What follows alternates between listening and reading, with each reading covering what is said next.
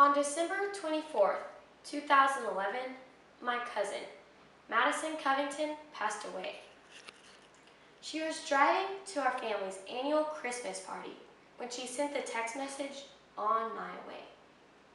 Those three little words caused her to look down at her phone, swerve into the opposite lane, and crash head-on with an 18-wheeler where she died on impact. Madison's life was cut short because of one text message. I have firsthand seen how texting and driving can affect people. Imagine having one of your loved ones die on Christmas Eve because of 7 little letters. The grief that it entails is like no other. However, Madison is not the only victim of texting and driving. According to the National Highway Traffic Safety Administration, in the year 2011, more than 3,300 people were killed in this manner. Today, I'm going to talk to you about the dangers of texting and driving and why it is so crucial that you do everything that you can to prevent it. When you turn 16 and are finally eligible to go get a driver's license, it's one of the best feelings in the world. Now, you do not have to depend on your parents to give you a ride everywhere. Now, you can go pick up your friends and go grab a bite to eat. Now, you can drive yourself to school. Now, you finally have the freedom to go where you choose. Then why is it that so many teenagers put themselves and their freedom at risk by texting? Texting and driving is one of the hardest multitasks one can perform. You have to physically pick up your phone, look at the screen, and then think about what to type. Therefore, it is a combination of cognitive, visual, and manual distractions. Individuals who drive while reading or sending text messages are 23 times more likely to be involved in a car crash. Even with the startling statistic in mind, teenagers still tend to text and drive because they think that they are invincible and that nothing bad could ever happen to them. However, the scary truth is that teenagers are very vulnerable. Texting and driving is becoming increasingly more common in today's society. With the development of so many different types of smartphones, it is no surprise that people want to always stay connected. But being connected while driving can cause serious safety threats.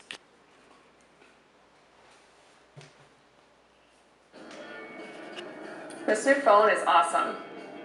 It has made my life so much easier. You know, I get kind of bored when I'm driving and I need to know what's going on. So now, with this huge screen, a keyboard, and a ton of apps, I can get a text and write back right away, no problem. It's like I barely even have to look at it.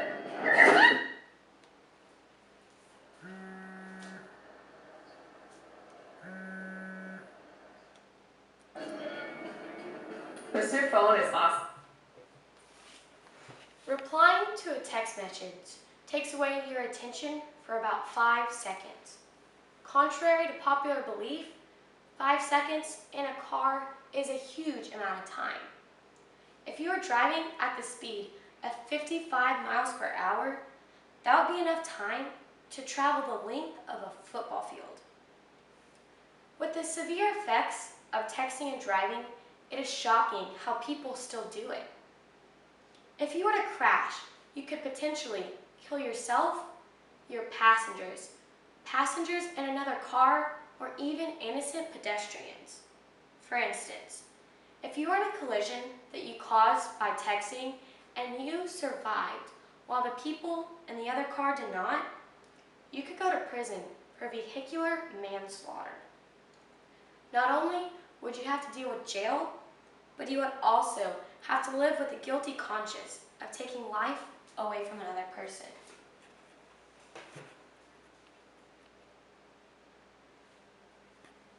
Now, two local families know the reality of this all too well.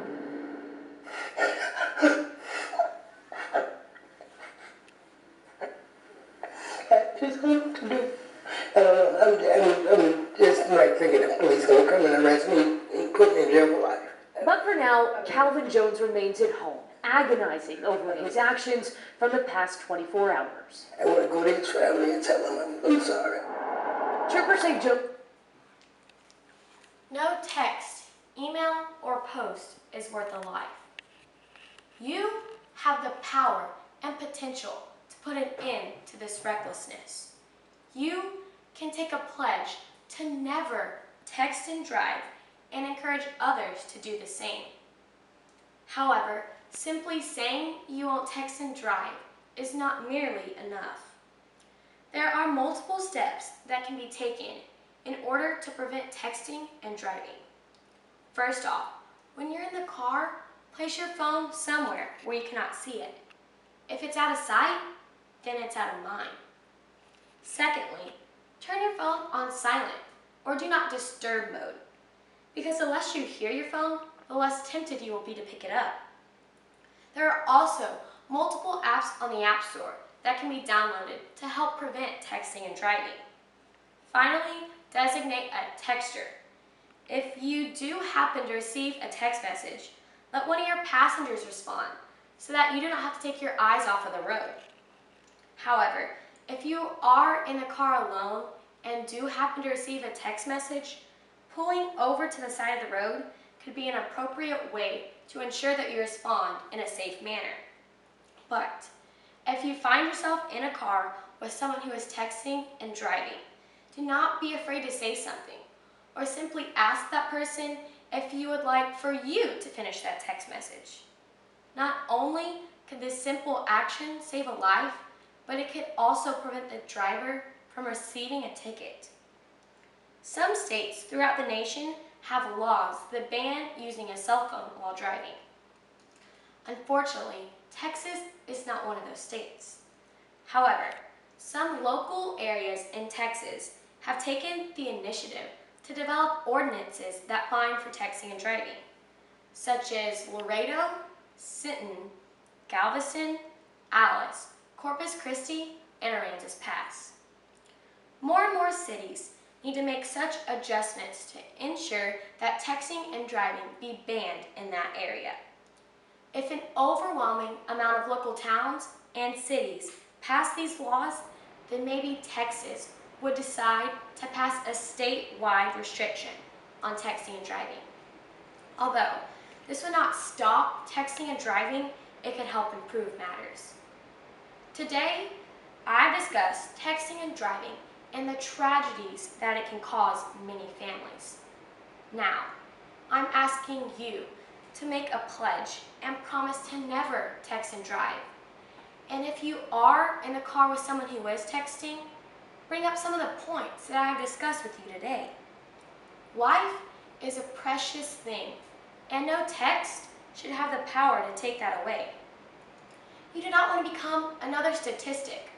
Rise up and become an advocate who speaks out about the dangers of texting and driving.